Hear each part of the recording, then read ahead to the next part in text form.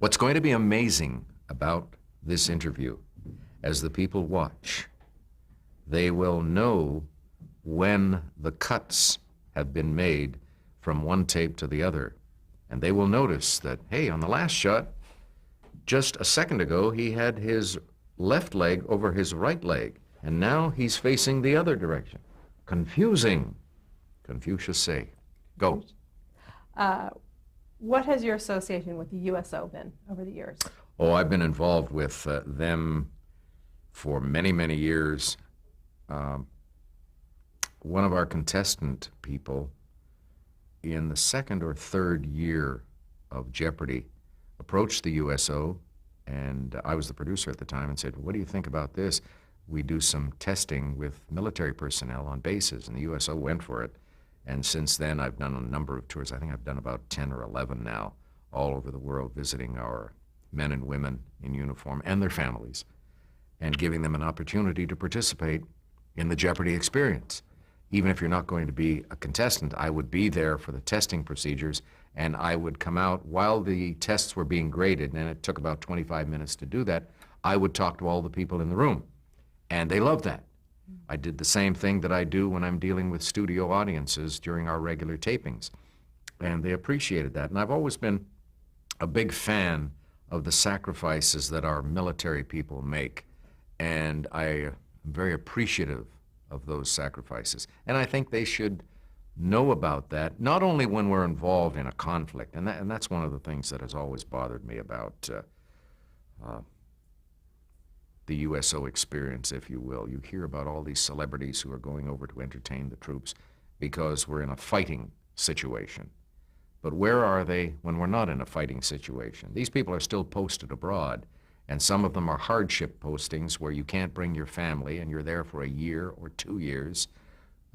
South Korea is not a glamour posting if you're serving on the demilitarized zone area, and a lot of people don't understand that. And they don't understand how difficult it is for single men and women in the armed forces to really acclimate to the local society.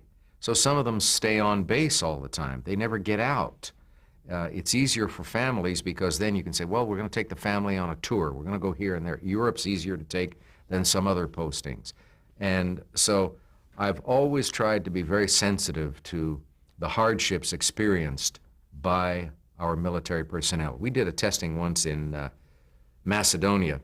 It's about 30 miles from the Albanian border, I think. And there were only 30 people there. But no one had ever visited. Now, it's difficult for a rock star or a country western star to go there with his band and everything because it's not feasible to do it. But for some of us, like the Jeopardy crew, there are 3 or 4 people. We can do it. I mean, if necessary, I can go with one other person and we can conduct a little test and have fun with them and let them know.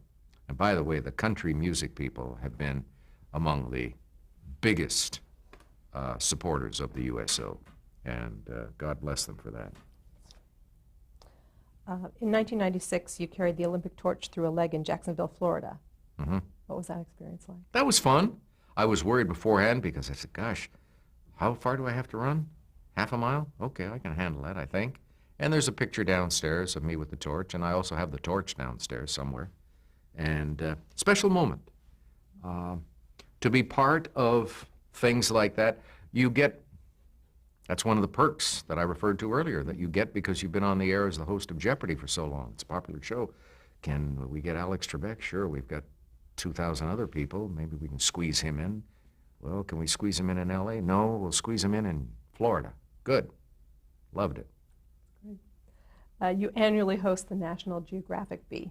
What's that experience like for you? A lot of fun. Bright kids, 10, 11, 12, 13-year-olds who know a lot about geography and not about the narrow confines of geography, what most people think geography is all about.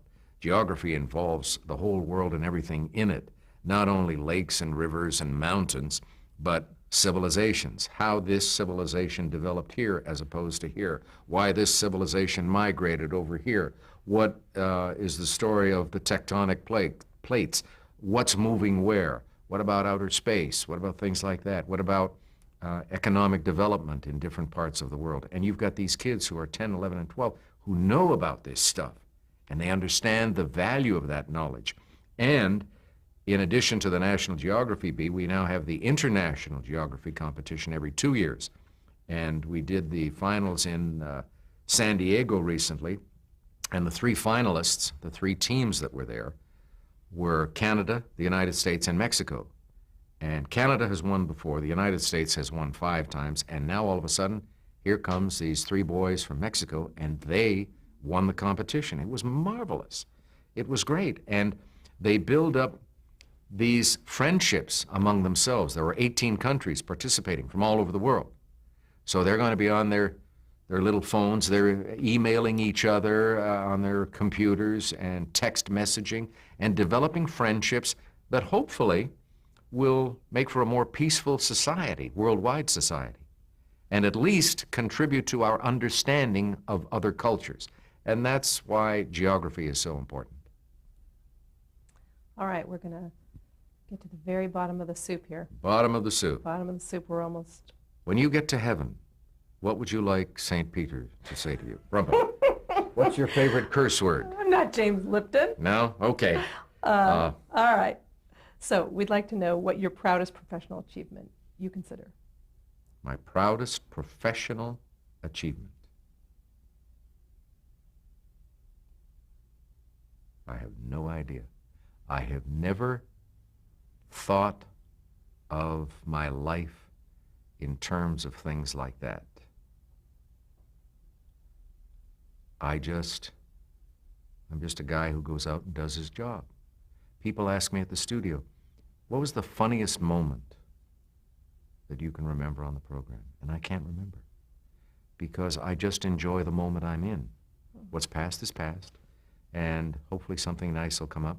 Although John Lovitz did come up with a good line in our celebrity show. We had a clue about an opera, and he responded, what is Tosca? And I said, no, sorry, it's Aida. And he said, exactly. And then he took me to test. Says, well, of course, you know the correct response because you've got it written on a card in front of you. And I said, yeah, that's right. And so that was a funny moment. And there have been a lot of them. But I don't focus on that. I'm very bad about that. I'm not prepared for interviewers who say, well, what was the best moment on the show? What was the funniest moment? What was the saddest moment? What was this? What was that? I don't remember it that way. To me, it's just, it's a whole experience, not isolated moments. It's just like getting into a warm bath. It's not like sticking your foot under the faucet and saying, oh, that feels good. Now I'm going to try it over here. It's not that way at all. So it's the totality of my hosting life, if you will. It's been a hell of a nice run. And I've achieved a certain degree of success, and I'm proud of that. And I'm happy that it has happened that way. But it's difficult for me to focus on individual moments. Based on that answer, I'll still ask, but it's hard to ask. Do you have any regrets?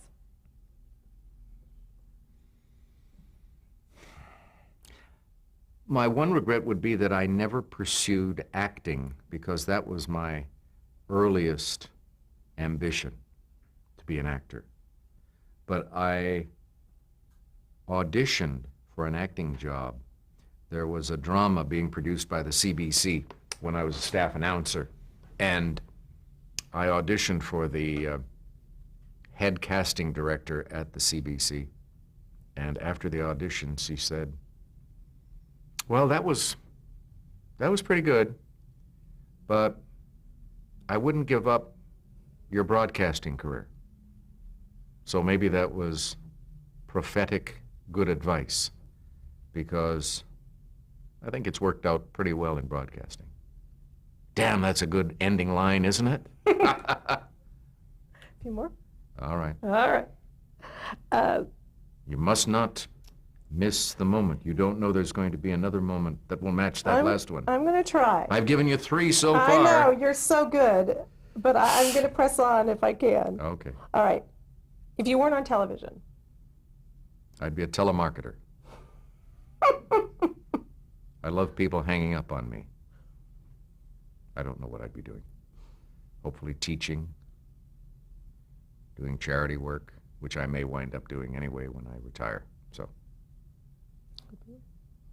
how has television changed since you started working in it? oh gosh, the envelope no longer exists.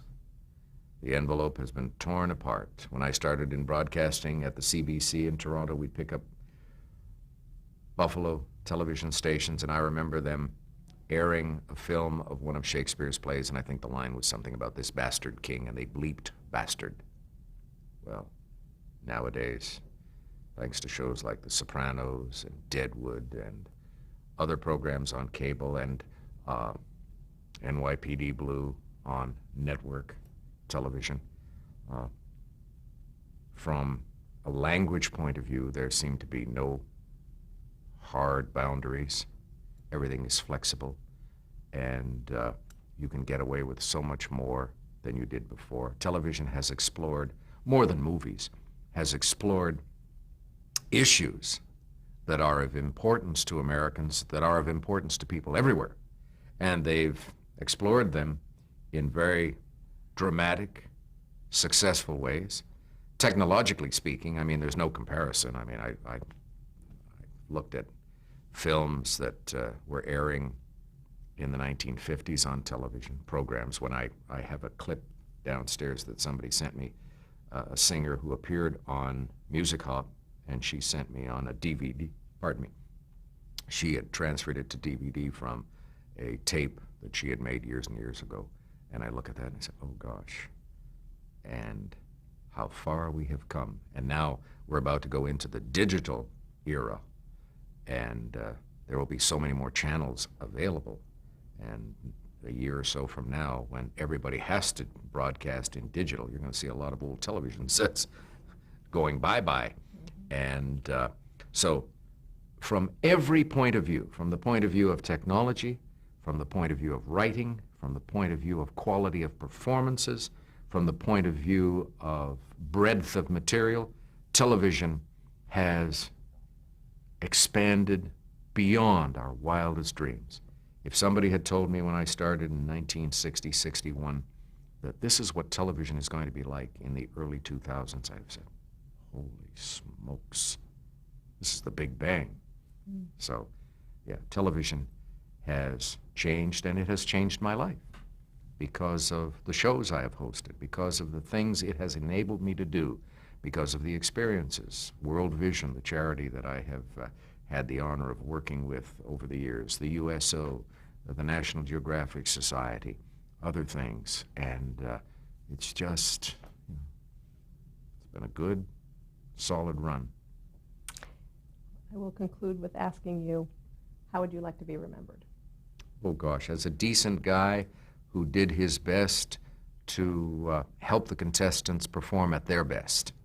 Because that's really what a host is supposed to do. You are there to make these players relax enough that they can demonstrate their skills, because they're the stars of the show. They're the ones that the viewers are interested in seeing. You're going to be there 5 days a week, every week. They can get tired of you if you come on too strong. So lay back, put the emphasis on the players, and if you do that properly, the viewers will look on you as a good guy. He's a nice guy, and I like him. And if that's the way they remember me down the line, perfectly happy with that. Alex Trebek? Yeah, he was a nice guy. Whatever happened to him? No. Really? When? I didn't know.